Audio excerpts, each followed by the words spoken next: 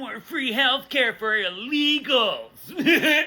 My inability to get a job isn't because of my lack of education or inability to effectively communicate. It's because of illegals. I don't have any marketable skills because of illegals, not because I demonize education. The cost of groceries is up because of illegals, but Trump brought the cost down. I'm a fucking idiot because of illegals. I was a Trump supporter. I don't know how long I can keep doing this. I have a construction company, and not a fucking thing is getting done. This is what I get. This is what I fucking get. Nothing but white boys. It takes 4 days to do a one-day job. I might have fucked up. There's a crisis happening right now that nobody wants to talk about. People are losing their jobs, their businesses, their homes. And instead of facing reality, they're being fed lies.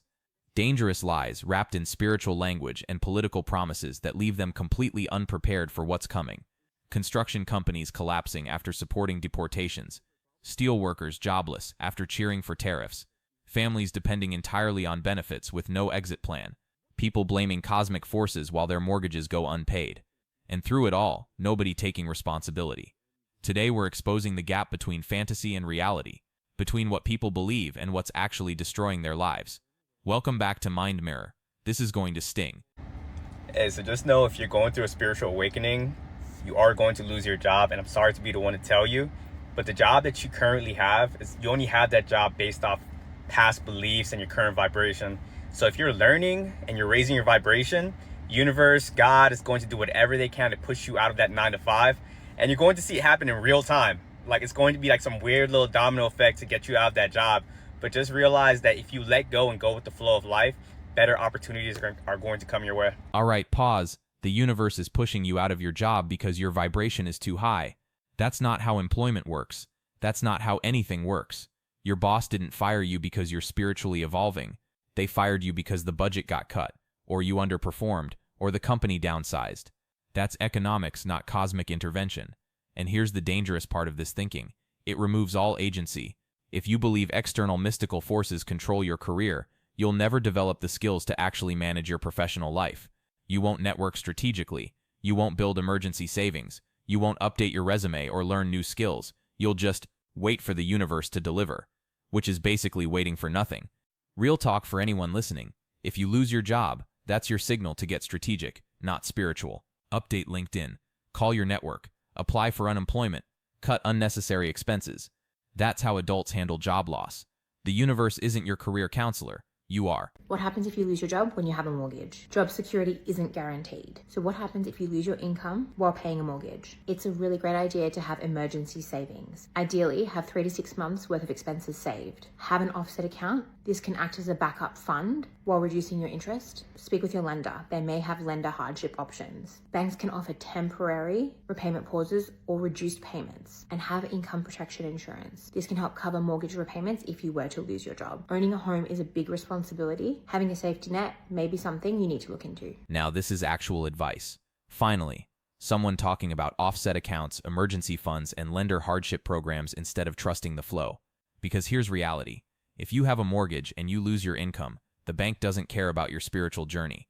They care about the payment hitting their account every month. 3 to 6 months of expenses saved isn't optional if you're carrying debt. It's mandatory. And if you're buying property without that buffer, you're gambling with your family's stability.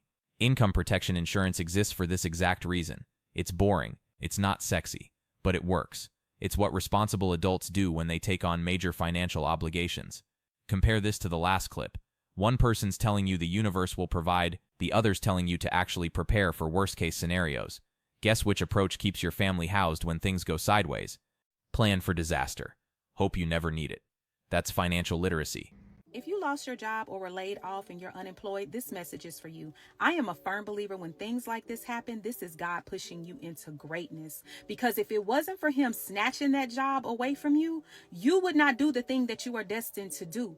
It's not until he has to pull the rug that you start figuring out A, B, C, D, E, F, and G and you start being creative and pushing yourself into what he really wants you to do. It's not until he pulled the job that you will start the business, that you will start the clothing line, that you will write the book. It's like things that you already know that you really had on your heart to do, and the job was really just standing in the way. And so I'm telling you, if you just ride this season out and you do what God needs you to do, you will make it to the other side. And when you get on the other side, you're going to come out on the other side with a brand new business. The book is going to be finished because these are the things that God allowed you to be able to do when the job was taken away from you. And sometimes things like this just have to happen in order for greatness to come out. Because truth be told, a lot of times we're sitting on our gifts. We're sitting in these jobs that we don't even want to be in. You don't want to work the job. You're praying to God, telling God, look, there's more in me. I know that you created me to do better.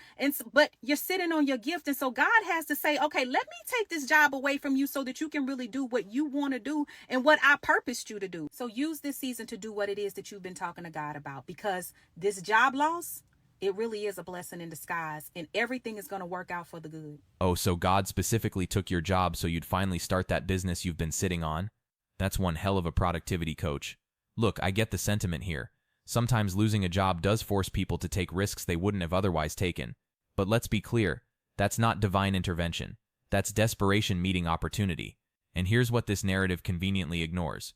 The success rate for businesses started out of desperation is terrible.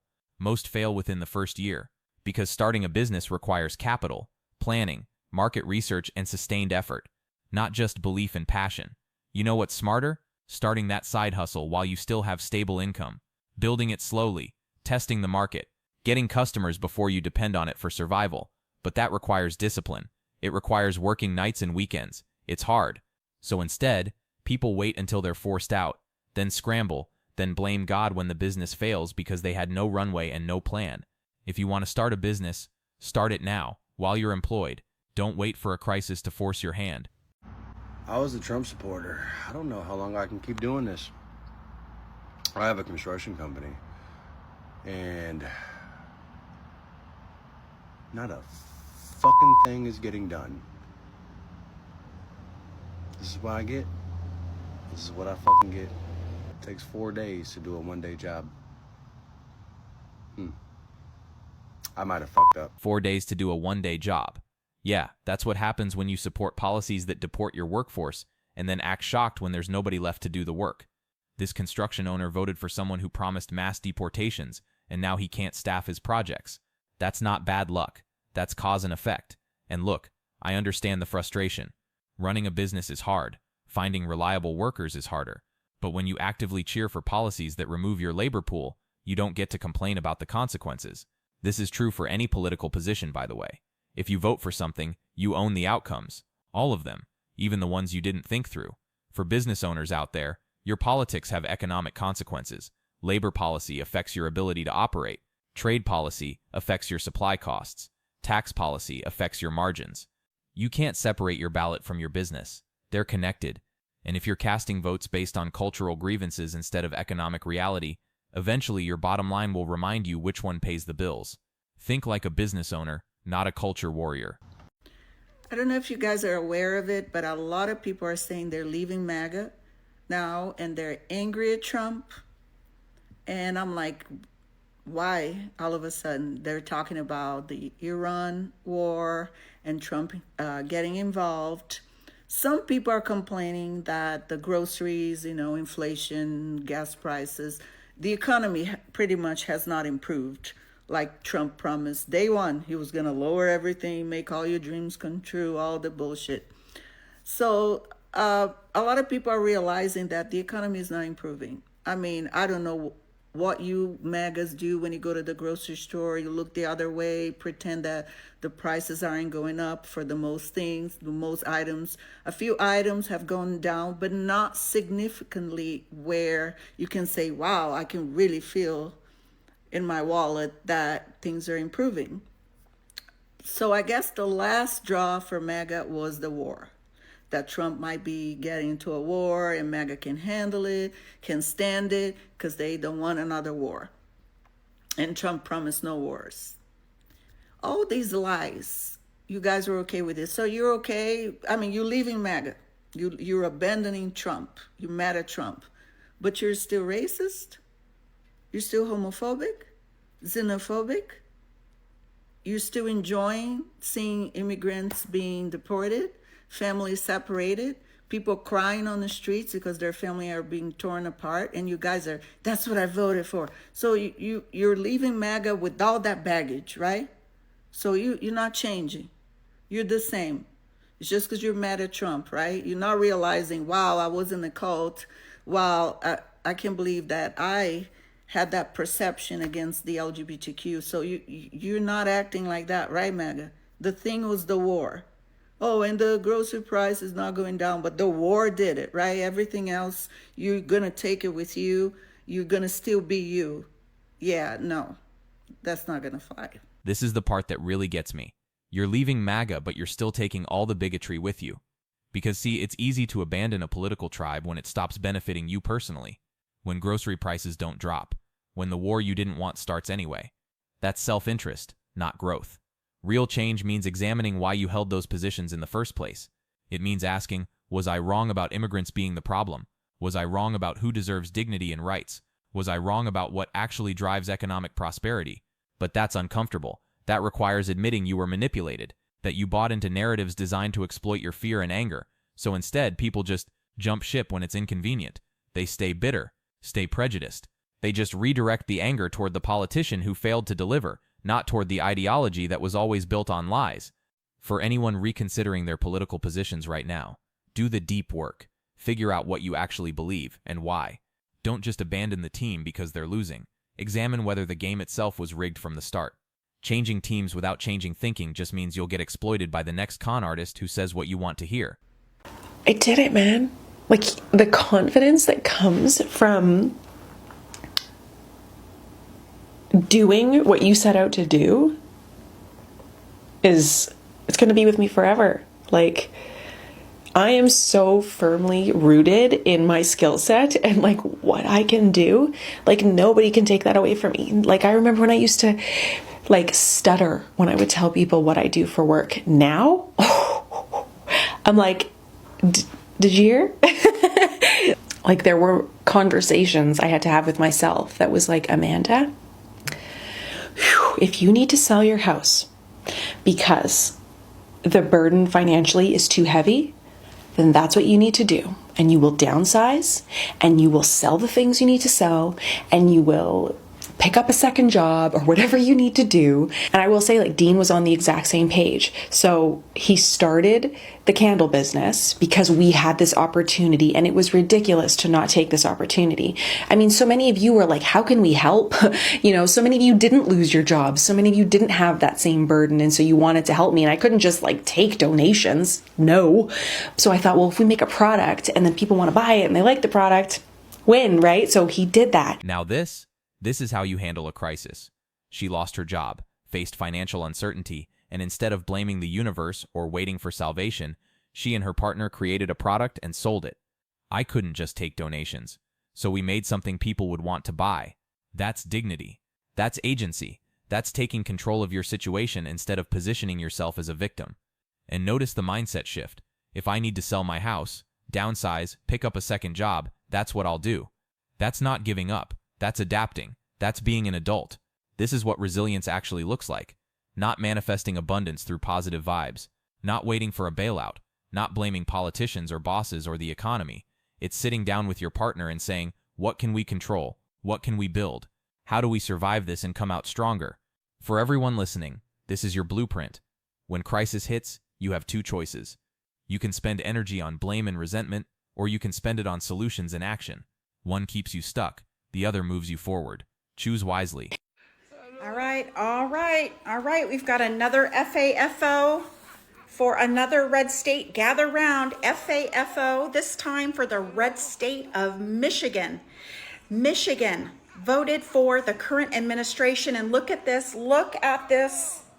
Steel workers laid off in Michigan. Yes, MAGA steel workers who voted for the current administration have been laid off. Did you know that he screwed over the steel industry just like all the other industries in his first term? And yes, steel workers voted for him in Michigan. They voted for DJT again. And again, they get screwed up. This time it's worse because it's tariffs. And tariffs put on steel imports has accidentally slowed MAGA any kind of workers. Follow because you're getting laid off every single day. Steel workers in Michigan voted for tariffs, got tariffs, and now they're getting laid off because of tariffs. This is what happens when you vote for slogans instead of understanding policy.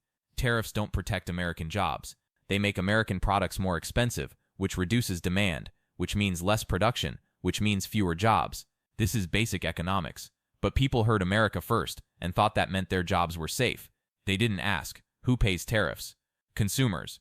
What happens to industries that rely on imported materials? They suffer. Do other countries just accept this, or do they retaliate? They retaliate, and now these workers are shocked. Their industry is collapsing, shocked that protective trade policy doesn't actually protect them. Here's the lesson. Populist rhetoric sounds good, it feels good, but economics doesn't care about your feelings. Markets react to incentives, not nationalism. Before you vote for economic policy, learn how economic policy works. Read beyond the headline. Ask the second-level questions. Because the consequences of ignorance aren't abstract. They're your job, your mortgage, your family's stability. Don't let politicians flatter your grievances while destroying your livelihood. My whole house is on Medicaid. Okay. My husband, me, our baby daughter. Okay, we're all on Medicaid. Without Medicaid, I wouldn't be able to have the birth control in my arm. You might not have the luxury of that kind of birth control, but there's other contraceptives that are affordable and free that don't require Medicaid. Without Medicaid, I wouldn't be able to have the antidepressants that I have. Well, a quick Google search shows that there are generic antidepressants that are as low as $7 a month. At no cost to me. That's great, but they're a cost to someone. Without Medicaid, I wouldn't be able to go to therapy to continue to be the mom I am to the 3 kids and 2 separate houses that I have to do. There's a lot of different types of therapy out there, and you know what? There's a lot that are on sliding scales. You might have to be more creative, but you're not going to go without. Without Medicaid, my husband wouldn't be able to go and get the medications that he needs and the treatment that he needs for his disability. That might be true, but this woman's videos are all about her husband's disability, and she's yet to tell us what her husband's disability is, so who knows? Not a single person in my house would have health care. Okay, but at some point you've got to start asking yourself why. We're not a socialist country just because we have socialist programs. Medicaid is designed to be temporary. It's not a lifetime thing. I'm all for people using these services temporarily, but that's the key word, temporarily. These are never designed to be permanent.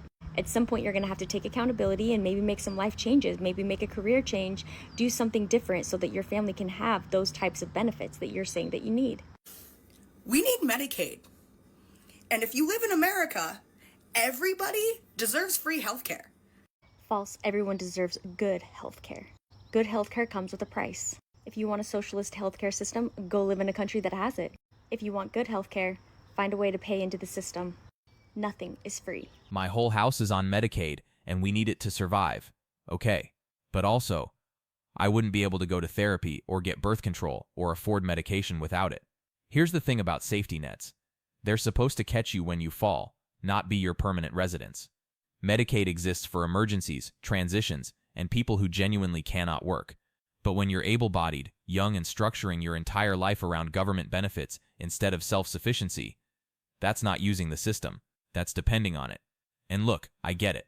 Healthcare is expensive. Medication costs are insane. But there are $7 generic antidepressants. There are sliding scale therapy options. There are community health centers. The commenter's right. At some point, you have to ask yourself why permanent dependence is your plan. Why not career advancement? Why not education? Why not building toward a job with benefits? This isn't about shaming people who need help. It's about questioning people who refuse to help themselves while demanding others fund their lifestyle indefinitely. Real talk.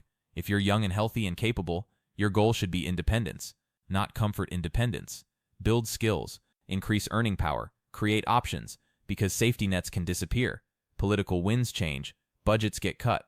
Your long-term security can't rely on programs that might not exist in 5 years. Invest in yourself. always. You guys remember the petrol station cashier whose boss demanded to see bank statements from because he couldn't understand how she was able to afford a car?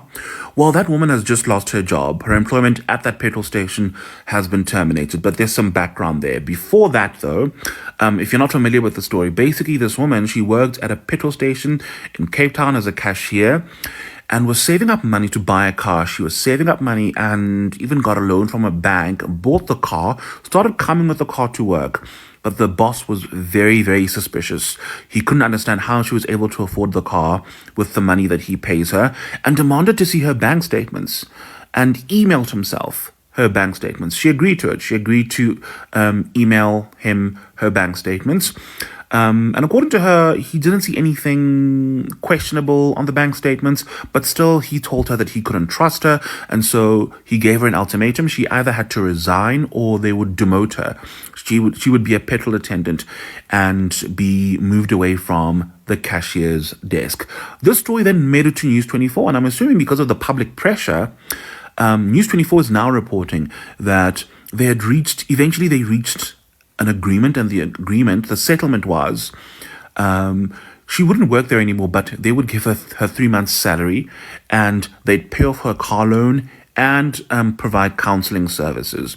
She says not long after that, they went quiet for a bit. Then they came back to her and actually said, well, you have to report for work. You have to start coming back to work. But then she asked, well, what about the settlement agreement? And they said, well, if you're not reporting to work, well, I'm assuming they would assume they'd take it as, you've absconded or whatever.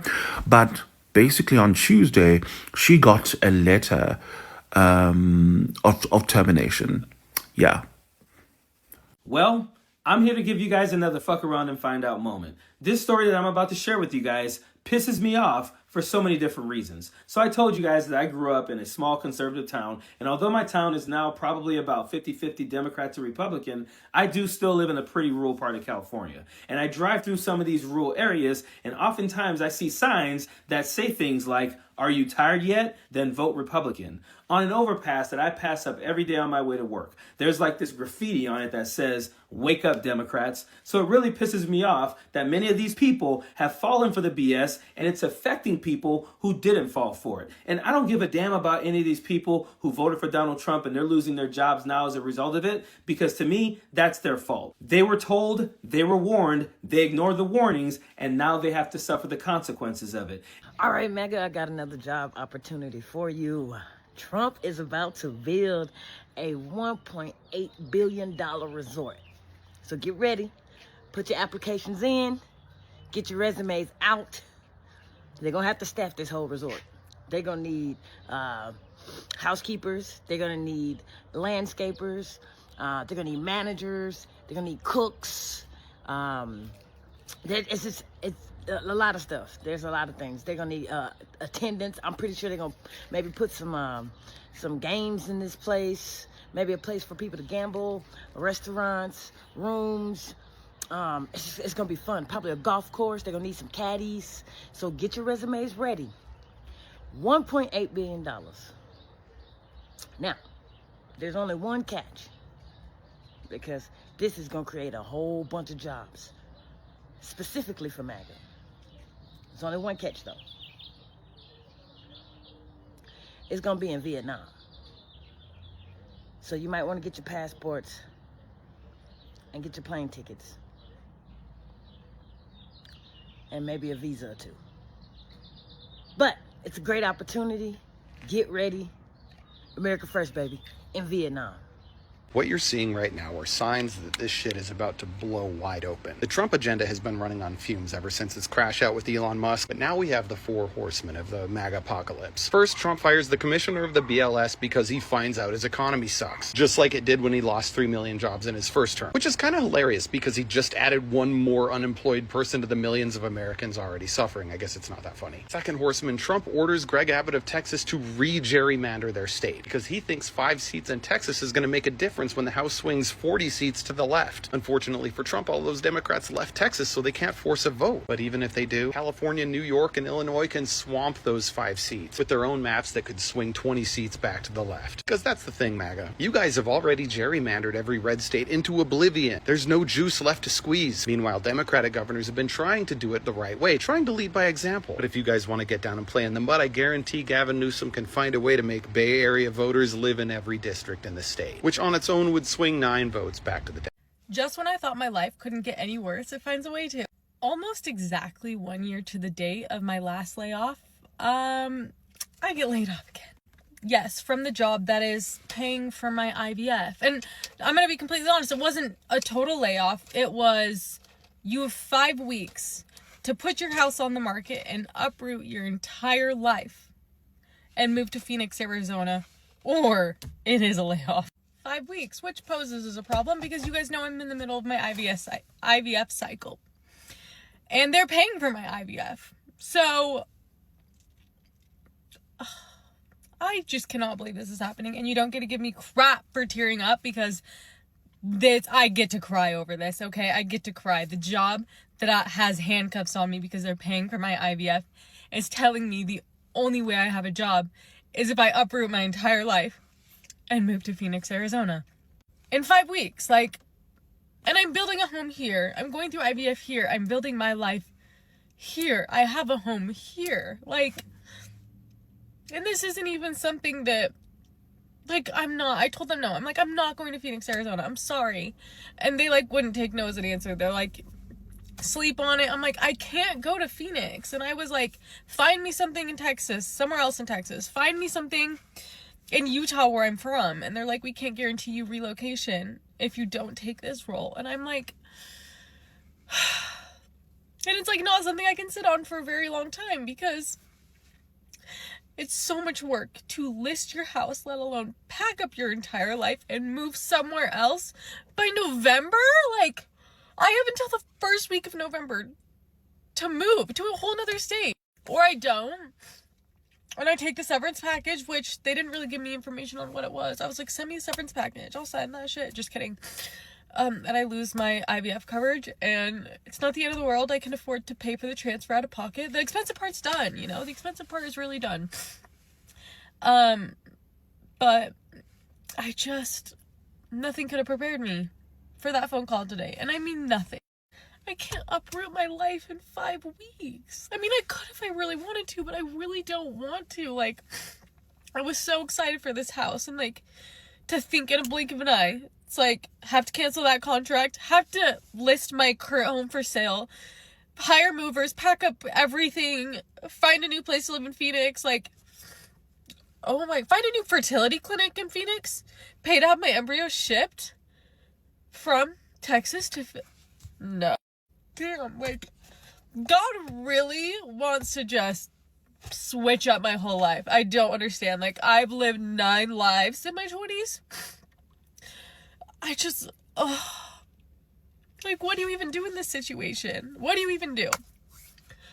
Because it's, and the insurance, and this job has the best parental leave, the best parental leave. I was so excited about that. But I can't just uproot my life and move to Phoenix, Arizona. And I hate the heat, okay? I hate it so much. I know I live in Texas, but please, no. And give me a winter or some shit. Phoenix, you're kidding. So let me see if I've got this straight. You took a job that paid for your IVF, knowing that tied you to the company. Then they offer relocation, you refuse, and now you're upset about the consequences of that choice. This isn't the universe conspiring against you. This isn't bad luck. This is what happens when you make major life decisions based on benefits instead of stability, then act surprised when companies exercise their leverage. Here's what nobody wants to hear. When a company pays for something expensive like IVF, you don't have freedom anymore. You have golden handcuffs. And when they say relocate or resign, they're within their rights. That's the trade-off you accepted. Should you have to uproot your life in 5 weeks? No, that's brutal and unreasonable. But you also can't build a house and start fertility treatments and then refuse to relocate and expect them to just let you keep the job anyway. This is why financial independence matters. When you rely entirely on an employer for major life expenses, You give them total control over your choices. For anyone facing this, take the severance, cut your losses, find a new job with proper notice, pay for the transfer out of pocket if you have to. But don't sit in victim mode crying about how unfair it is when you had the power to negotiate better terms from the start. Life is full of trade-offs. Own the ones you make. And next time, build your safety net before you need it.